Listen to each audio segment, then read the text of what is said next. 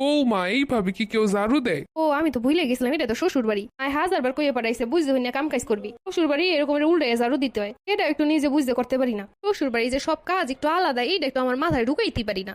এ কি বৌমা, কি রমের তরকারি কাটছো? এই রে আবার মনে হয় ভুল করে লাইছি। শ্বশুর বাড়ি কি কাইটে রান্না করা লাগে? শ্বশুর বাড়ি তো আস্তা তরকারি দিলি হয়। যেহেতু বাপের বাড়িতে সুন্দর করে কাইটে রান্না করে, এটা যখন ঠিক হয় না তাহলে কাটাই দেয়। আম্মা নতুন তত বুঝি না, কিন্তু এরপরে আর হইব না।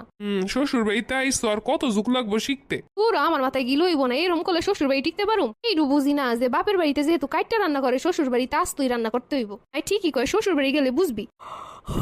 আর ঘুমান লাগতো না রোকেয়া? সকালেই কয়টা ঘুম দিয়ে ওঠে? আবারও করে নিলাম ভুল। বাবার বাড়িতে যেহেতু সকাল 11টায় উঠতাম, শ্বশুর বাড়িতে সকাল 8টায় উঠছি, এটা কোনো কথা? অবশ্যই দুপুর 1টায় উঠানোর দরকার ছিল। আমি আসলে সংসার করার যোগ্যই না। বাপের বাড়ির সাথে শ্বশুর বাড়ির কম্পেয়ার দিয়ে এখনো পর্যন্ত ঠিকঠাক করতে পারলাম না। আম্মা আপনার হাতটা দেন। অত ডং করা লাগবো না কি? এই আপনি হাতটা ধরে কইতাছি, এরম ভুল আর রইব না। আমি এরপর থেকে একদম সঠিকভাবে সঠিক